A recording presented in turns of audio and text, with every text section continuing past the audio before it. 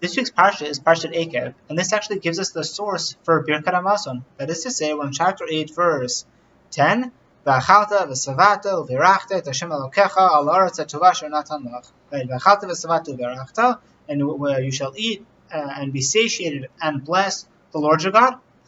That's the source for the Torah obligation of saying Birkat Hamazon. Now, in general, we have to understand that this is unusual. We say there are a lot of brachas to say during the day upon eating things or smelling things or seeing things, many different brachas. But there are only two that are midoraita. This one, Birkat Hamazon, and the second one is Birkat Torah. And where we get that from is Ki Shem Hashem Ekra Havu Godel Lelokeinu. That is a pasuk in the Torah. And from that, the Gemara says, from here we see that the Birkat Torah, the blessings over the Torah, are midoraita, or a Torah obligation. Now, those who understand the Gemara literally just take that at face value. That means that the brachas, the Birkat Torah, are midoraita. That's not so simple. There are some who disagree, but regardless, for our intents and purposes, there are two brachas, midoraita, Birkat Hamazon, and the Birkat Torah. Fine. But says Bernstein, well, that's interesting because given the fact that they have this similarity, there is a disparity between the two. That is to say, with Birkat Hamazon, when do we have the Torah obligation to bench? After we eat. When do we have the Torah obligation to say the Birkat Torah upon learning? Before we learn. That is to say, in the morning, one of the very first things that we do is we say the Birkat Torah. With Birkat Shachar, the blessings that we say in the morning, there are differences in Minhagim. The Ashkenazim say it earlier, the Sfardim and the Timanim say it after the other Birkat Shachar. But regardless, it's definitely upon one of the very first things that you do when we get up. And we're actually not allowed to learn Torah or hear Torah, or according to some opinions, even think about Torah before we say the Birkat Torah. Now that's very interesting. Why is it that with Birkat Torah we say it after, with Birkat Hamazon we say it after we eat, whereas Birkat Torah the obligation is before we learn? What's the disparity? One's after, one's before. Why? So if Bernstein quotes the Meshech Chochmah, it says as follows. That's because these two blessings have completely different roles. The goal of benching is, of course, on the simplest level, is to thank God for the food that He gave us. But there's something else going on here, and it's important to take note of it. And it's important because the psukim themselves, they don't even allude to it, they effectively say it. The very next pasuk that says, Hishamer lacha, right? Take care. Why? Lest you forget Hashem your God by not observing His commandments.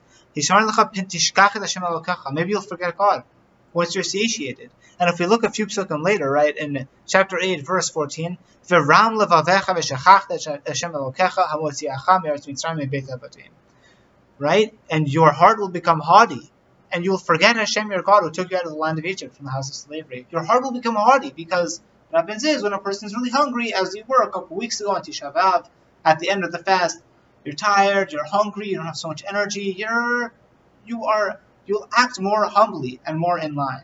Once you're full, well, who knows? You'll forget, you'll become more comfortable, you'll forget where you came from effectively and to whom our loyalty lies. And that's something that the benching effectively comes to give us a reprisal and to help us avoid. That is to say, a person eats, he's satiated, feels good, great, fantastic. Just bench now because we need to keep the proper perspective. Fine, so that's benching. What about the Birkat Torah? So there's a bit of a different goal, and we'll get to that after we just kind of veer over to something that Rabbi Motti Neuberger says. I heard this on Torah anytime, and he fleshes this out further. Again, going back to our Bernstein's question, it's very interesting. There's the Birkat Hamazon, the Birkat Torah. Birkat Hamazon is said after. Birkat Torah is said before we learn. What's behind this disparity? And before we even get that, let's see the following. In the Gemara it says, the Rabbanan, they saw from the fact that we say Birkat Hamazon after we eat, they derive the Kal V'chomer, like all the more so, we should say a bracha before we eat. Okay, very good.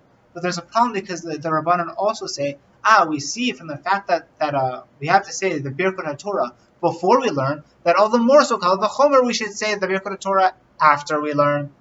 But those two things don't work together, says the Vilna Gaon. He's like, how could you do that? Because what you're saying is, we see from the Torah you're supposed to make a blessing after for Birkat Hamazon. So we learn from this, Kal V'chomer, you should do it before. but then he uses the exact same reasoning. We see from the fact that the Torah wants us to say the Birkat Torah before we learn, so Kal V'chomer we should say it after. You can't have it both ways. It's either we learn it out Kal V'chomer from after to before, or from before to after, but you can't have your cake and eat it too. Let's get a bit of perspective here. What's happening? So it says Rabbi Motti Neuberger, quoting the Vilna Gaon, as follows. He's like, no.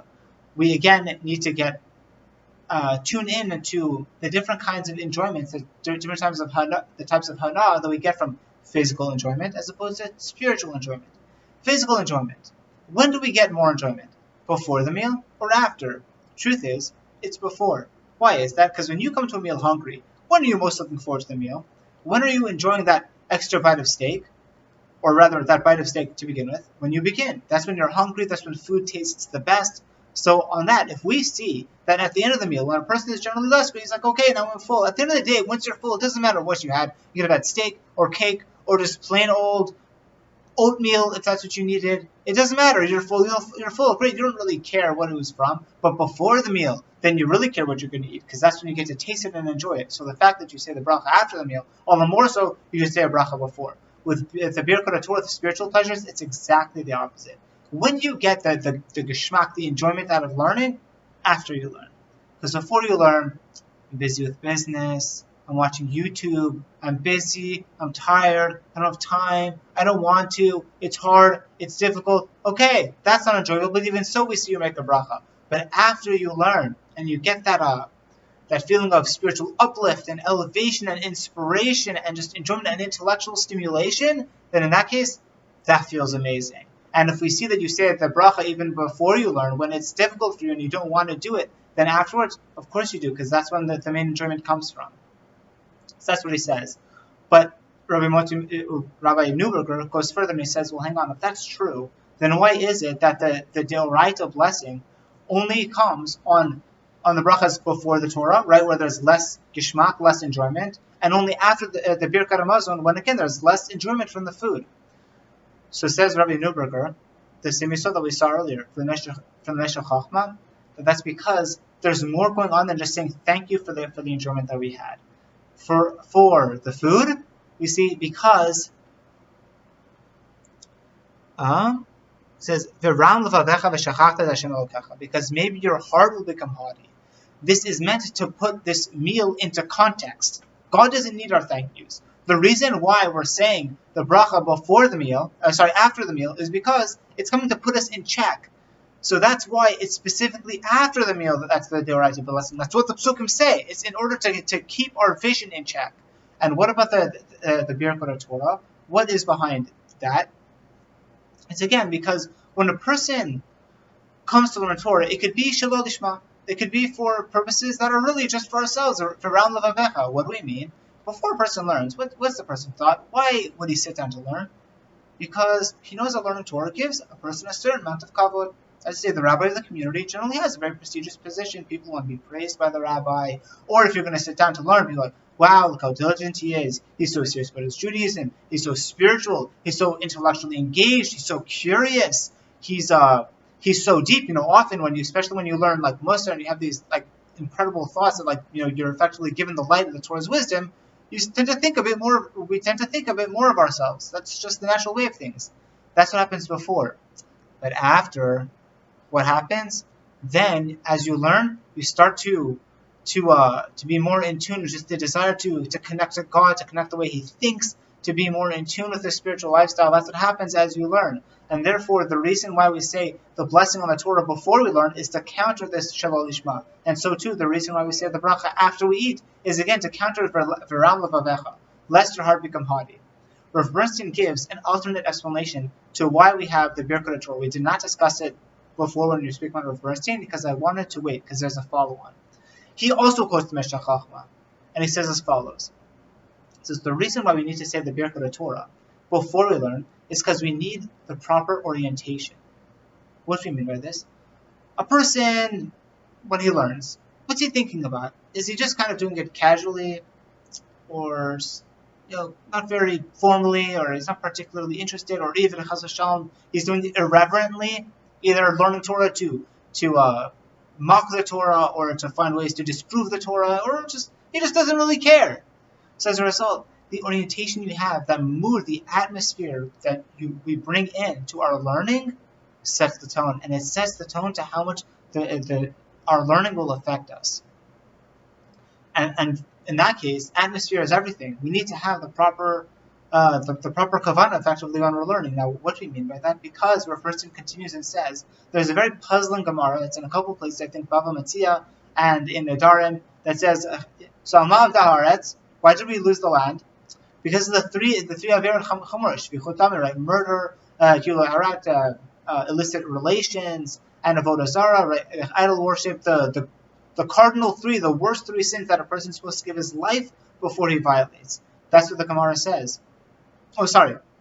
That's what the Gemara says in Yuma. But our Gemara, for our intents and purposes, and this is in Bava Metzia Nedarim, I'm sorry. So in Bava Metzia Nedarim, what does it say? It says, what's it called? Why Amav Da'aretz Shelo Birchu B'Torah Tchila. They didn't say the Birkat Torah before. Now the Mefarshim are up in arms. Are you being serious? The land was destroyed. The first base of Mikdash, the first temple was destroyed because the Jews didn't say a bracha before they learned Torah. I mean, come on. I mean, that's going a little bit too far. That just seems a little bit too much. I mean, with all due respect to brachas, that's just a little much. And second, we have another Gemara in Yuma that says the reason why the land was destroyed was because of these three Aver Chamor, right? These three cardinal sins. How can you say it's because we didn't say the brachas first? That seems to fly in the face of common sense. So the Mefarshim explain, each in their own way. The Gemara knows that the reason why the land was ultimately destroyed was because of the three Averot.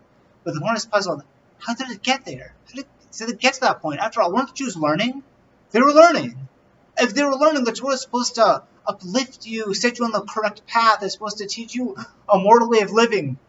How is it possible that if you were learning Torah, these people were learning Torah, that they came to this situation where they're doing these terrible sins? How could they have gone there? So, say the Mefarshim, that's because they didn't have the proper orientation. When it says Shelo Bircha B'Torah Tchila, they didn't make the blessings first. It's either because, don't know if they said the words, they just weren't having the proper intention, but the point is, they weren't allowing the Torah to have the effect on them that it should have. They were just approaching the Torah in a casual way, like whatever it says. And therefore there was no stopgap. There was nothing to kind of keep them in check. They were learning, but it was having no effect on them, and therefore they eventually spiraled down until what happened. And that's his explanation. And then finally I'll just give Rabbi Hurwitz's, because I have to. I heard this from my own Rabbi, and he said as follows. He's like, what is the difference between saying the brachas after a Birkat Hamazon as opposed to before for the Birkat Torah? That's because where does the satiation come in from? After you eat, you're satiated. Therefore, say the Birkat Hamazon. With Birkat Torah, it's different. Why? Because after you learn, you just want to know more. Learning Torah is so geschmack. After you learn it, it's so intellectually stimulating, it's so deep, and it just teaches us so many different things that after you learn, you want to have more Torah than you had before. And therefore, since you're technically more satiated from the learning before you learn, because after you learn, you're just hungrier for it, therefore you say the brachas before. And it'll end there. Shabbat Shalom.